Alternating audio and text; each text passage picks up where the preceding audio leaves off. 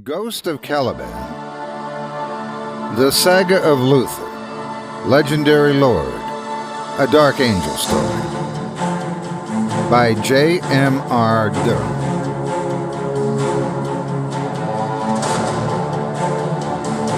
Chapter 4, Deep Freeze, Crow's Dream. I am mentally aroused, senses shocked from an extraordinary chill. Bumps ripple across my skin, while shudders are dwelling deep down to my lethargic bones. Unable to process the environment, my eyelids feel as if they are being forcefully clenched shut, possibly frozen closed.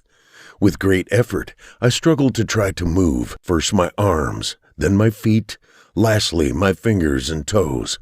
My motor functions are not the slightest bit responsive. Synapses are seemingly idle and heedless to my will. Having finally endured the once darkened embrace of my previous prison cell, the dank voidance I became accustomed to has now been replaced by my current situation. Lights that flicker colors of teal blue and a radiant white. Unfortunately, I am convinced that the flickering lights are an optical illusion. Focusing on my body, I realize it is a struggle to breathe as my chest slowly rises and lowers as oxygen is forced into my lungs by unknown means. The faint echoes of my heartbeat resound, clues that each passing beat is nearing ever closer to death. By estranged practices foreign to me, my blood feels thicker, resembling slurry as red cells sluggishly flow throughout my veins. Irritation pesters as the ceaseless numbing pain agonizingly jolts me, shooting throughout my nerve endings. My lips murmur not a word, although wanting to cry out in agony. My sorrow ceases across motionless, quivering lips. My body doesn't stir, feeling as though suspended in animation, condemned to wait. I remember the last visions I had while collapsed and weakened, losing consciousness on the prison cell floor. In the fading impressions, I recall an inhuman thing with a haunting, menacing stare, its eyes like bright, fiery coals set in a skull face mask. Is this skull-concealed being the only one who's been monitoring me? Captor, torturer, I believe are one and the same. There are many unsettling queries about this frozen hell. Confused and disjointed, I assure myself that I'll find out such motives sooner or later as this madness continues to play with my existence. Time passes.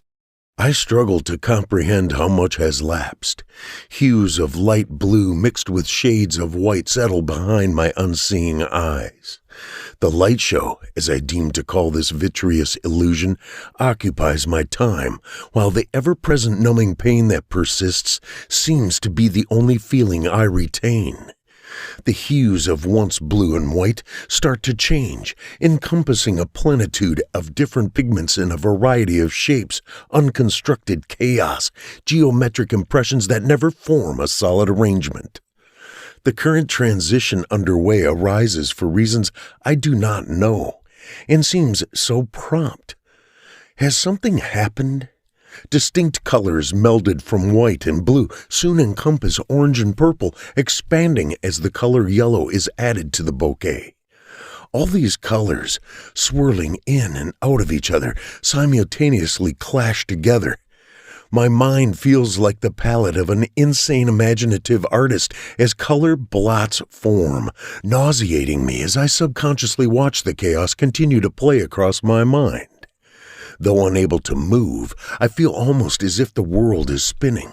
The disjointed imagery of the elusive colors continues to circle in and out of each other faster and faster, while ever-changing patterns of blue, white, yellow, orange, and purple meld in and out of each other. There's no meaning to the chaotic imagery that I can make out, and my efforts only produce a nauseous, dizzying sensation. My heart rate increases. Boom, boom, boom. The echoing beats within my chest resonate throughout my head as I hear what sounds like laughter, though at a distance. Is this a trick of my own senses? In addition to the perceived laughter, far off I begin to hear a sound like a cackling bird, yet contorted as it echoes. The perceived laughter, followed by cackles, seems to creep ever closer, and soon has joined with the echoing of the pounding heart. Overwhelmed by the loss of any and all control, my body feels as if it is quaking, shaking uncontrollably. I am silently panicking. Suddenly it all ceases. My heart rate once again is shallow, slightly resonating. Plasma slowly courses throughout my extremities. A sense of security is coming from the belief that the episode has passed, as the dizziness I previously felt subsides sufficiently. Luther internally asks, was that a nightmare of some sort? Maybe something happened that has possibly afflicted my body, causing it to go into shock? That doesn't explain the tricolors, the oil blot-crazed images that played across my visionless sight. Still, I know I heard what sounded like some kind of strange laughter, insidious, unworldly.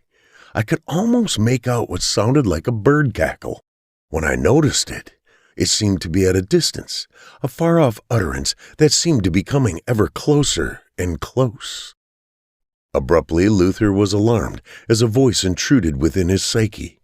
The interloper's vocals tones are familiar as its words resonate, and its hissing expression reminds Luther of the voice that spoke within the lightless cell, but seemed unfamiliar and different.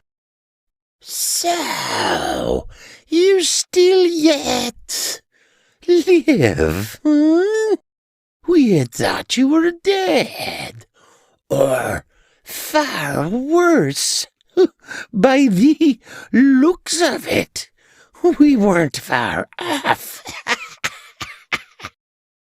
Who are you? How are you speaking to me inside my own head? Do you know me? Can you help me remember? The unseen creature slyly retorted. Looking around here in your feeble human mind, it would seem that you're missing something. Maybe you have forgotten, or haven't replaced what is missing. What if I said I could help poor Luther? Yes, help. Find what is missing from such a feeble, pathetic human. Would you truly want to remember? Is knowledge worth the price of change? I can't say if I would want to remember or not. I do not recall much, and have not a clue what has been done to me. I don't know of what you speak of that I am missing either. But wait, you spoke a name. Is that my name? Is my name Luther? The creature maniacally laughs.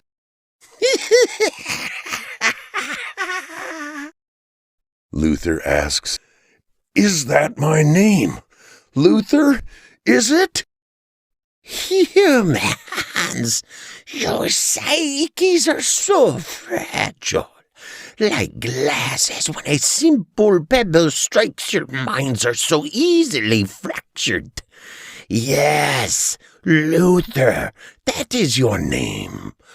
Although what little worth it has. Was it you that spoke from the shadows when I was placed in the cell? Can you tell me? The creature, whose voice seemingly has swelled with little patience, interrupts. Silence! There's little time, mortal. Know you're being watched. Your role as fractured soldier must be continued to be portrayed. Understand my words.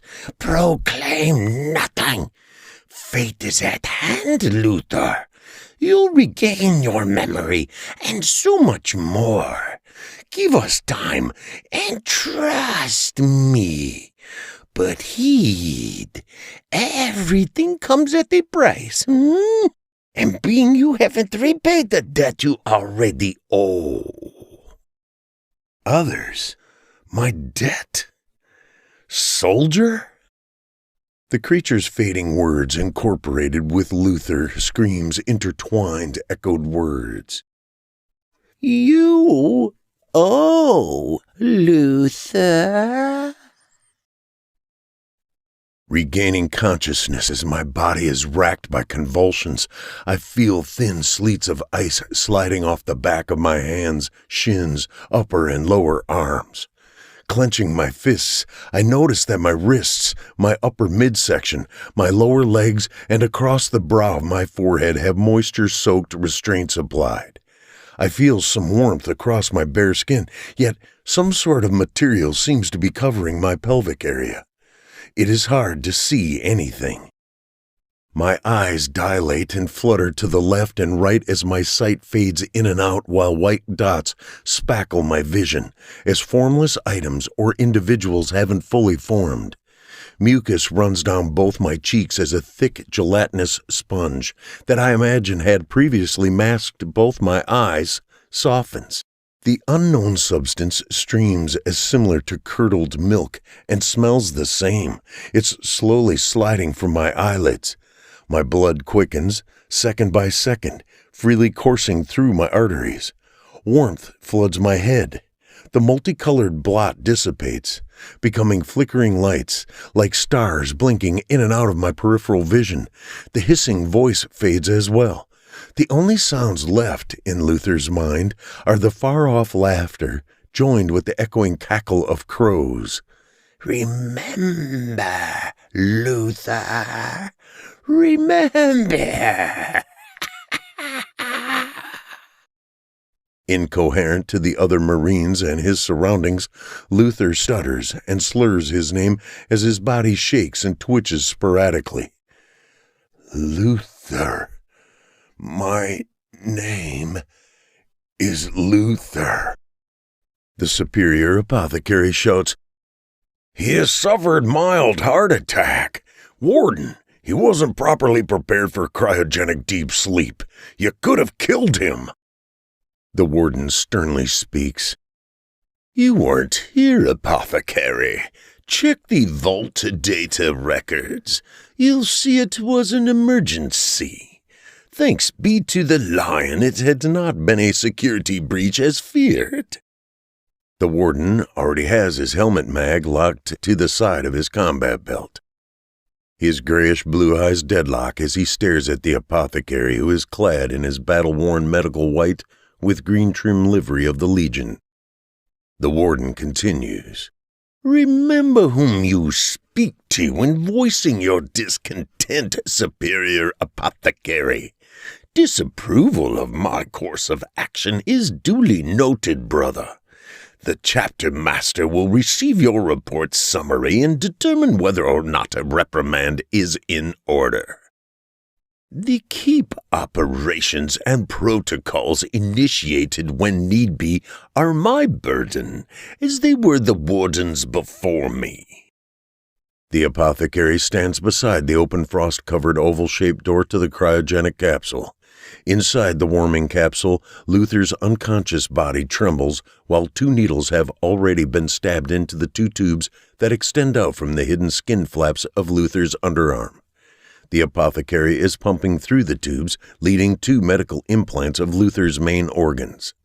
The apothecary's life-saving solutions are held in hidden cylinders built into his suit normally used during wartime on the battlefield. He administers a cocktail of stimulant mixed with powerful vitamins, fat-building supplements, blood thinners, hyperhydration solution, and low doses of adrenaline. Superior Apothecary says, Blessed be to the Emperor, he lasted the centuries since entering cryosleep. Given the physical condition his body was in entering the cryo capsule, arch-traitor or not, he should have been provided a power nutrition pack and hyperhydration IV at the very least.